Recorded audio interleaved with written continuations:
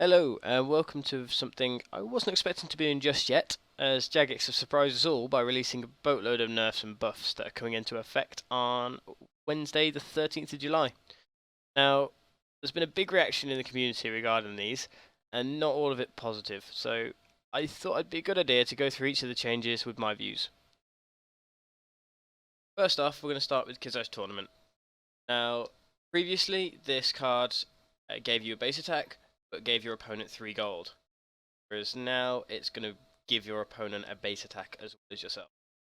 Now, I don't think this change was particularly needed, in my opinion. The 3 gold was massively undervalued by a lot of people. There was a lot of times where I didn't play a Kizaj, and I know a lot of people didn't play the Kizaj, didn't want to give the gold to our opponent. That 3 gold acts as an accelerator for your opponent's game.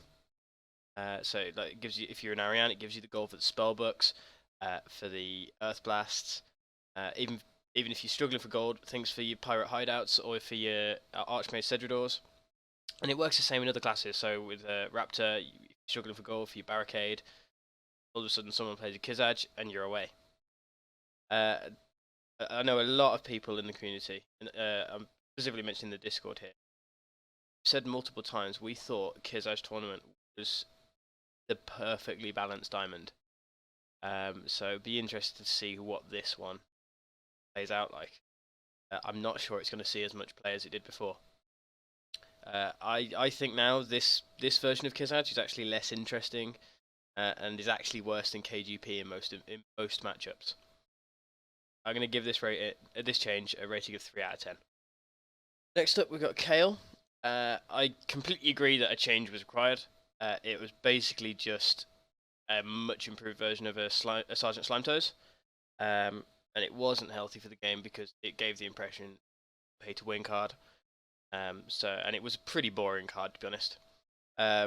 However, the change they've gone with, I don't think it's very good at all.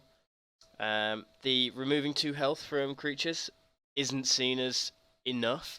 A 2 health ramp cheat, it isn't enough when it comes to the game. 3 health is what you really need minimum.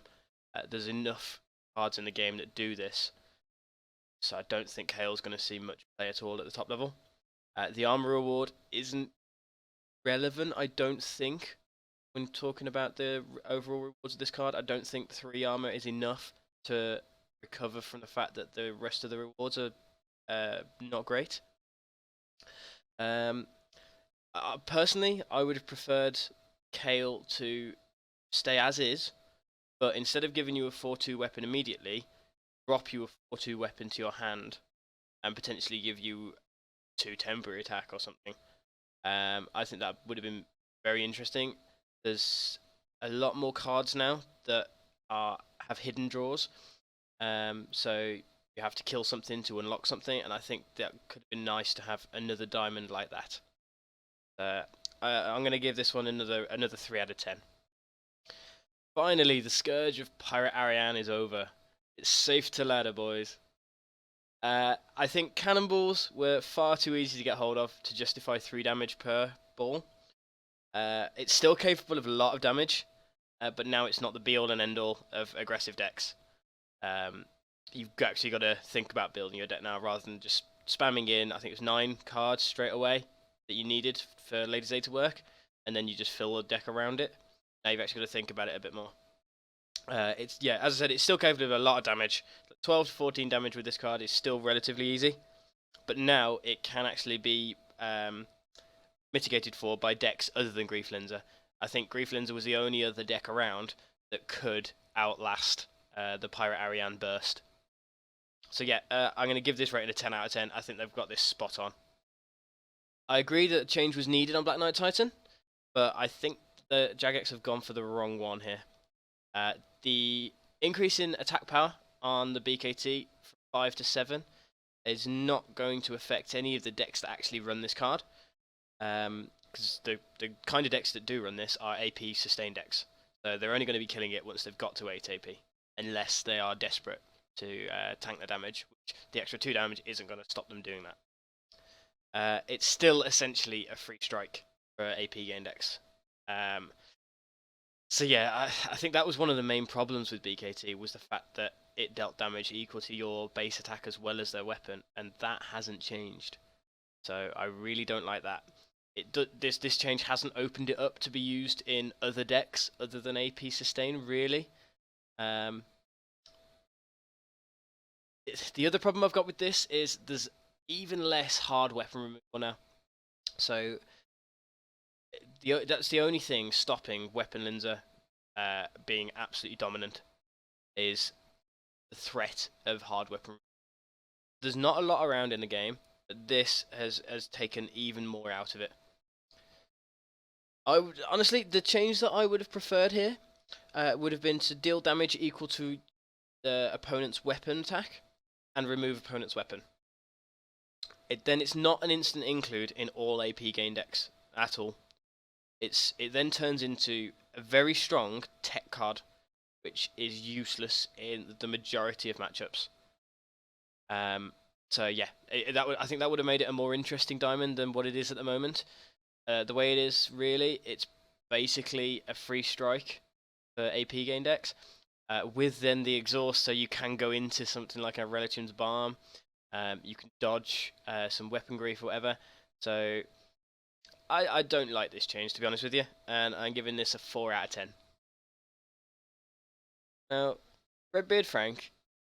First time I saw this card, I didn't really know what to make of it, because I was trying to compare it to its previous version, and I think you've almost got to forget the original Frank existed, because it was so ridiculously strong and broken.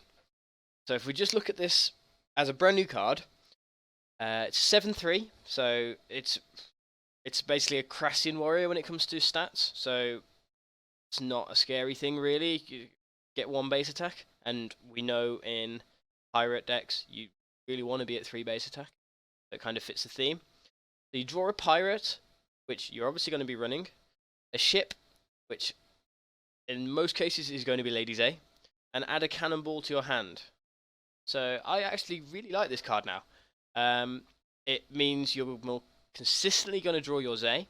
So although Zay isn't as strong as it used to be, you're going to be able to play it a lot more often than you ordinarily would have been. The pirates that you're going to be running in these decks, you're not going to pick any of the bad pirates, so it's a better draw than a standard draw. And then obviously the extra cannonball works well with the fact that you're drawing your Zay. If you haven't got a cannonball but you've got something like a Barktoad in your hand, then you can play Frank into Barktoad, knowing that you're going to have that cannonball to spend. So yeah, overall I really like this change. So yeah, I'm gonna give this actually an 8 out of 10. It does mean that Goldzan is going to be very, very difficult to stop now. So everyone's going to have to do a lot of research on how to counter Goldzan now. But yeah, as a card in itself, this version of Redbeard Frank, I really like it. Okay, so we move on to Morwenna. And now this card's completely changed. Previously, it was still a 2/2 body, but it's dealt 2 damage and added 3 health to your opponent's next creature. Whereas now, its effect is add an unmodified copy of your next creature to your hand, and make your next creature aggressive. Now I really like this change.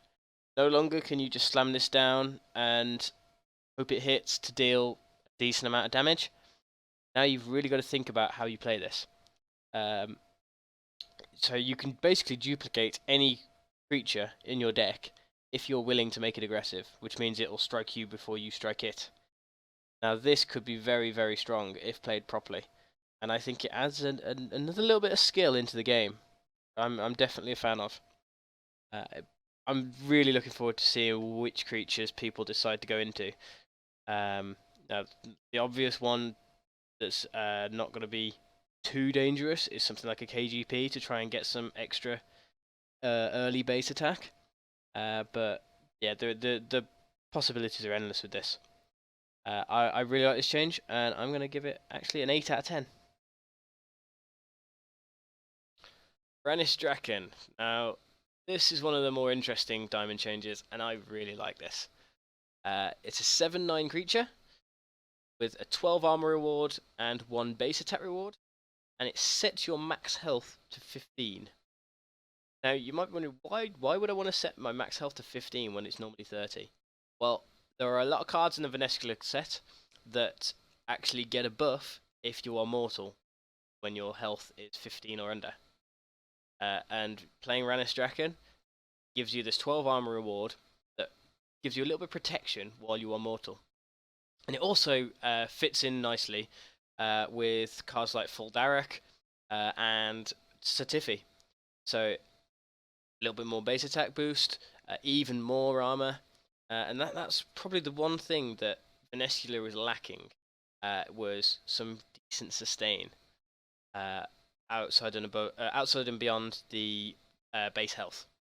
So yeah, I can see this being used actually in some interesting Venescular decks, because you play the Ranistraken into, like I said, the Daraks, the Tiffys, the werewolves where they'll do 8 damage now. So yeah, there's some very interesting ideas around here. The other thing you could do here after playing Ranistraken is to use up the armor as protection, but then don't try and replenish it. And in the meantime, build up your gold for a vampire power to get your max health back up to 25. And then that gives you another 3 base attack. So I think that's an interesting combination there. It's not the best, because vampire power will remove any armor that you have. So you've got to try and use up that armor as efficiently as you can while you're building up the gold to get your vampire power off. But I think it's definitely possible, and yeah, I'm looking forward to seeing this actually used. So I'm going to give this one a 7 out of 10. I think it's a very, very interesting change, and it's going to take a lot of thought to play. So that's the end of the first part of this Nerfs and Buffs video that I'm doing, and that concludes all the diamond cards. The second video will be going up pretty soon after this one, and it's going to be based on all the Ariane changes that we're seeing. So yeah, drop a comment, let me know what you think of these changes. I'd love to know if you agree with me, disagree with me, think I'm talking complete rubbish, see if I've missed anything. So yeah, thank you very much for watching, and I'll see you soon.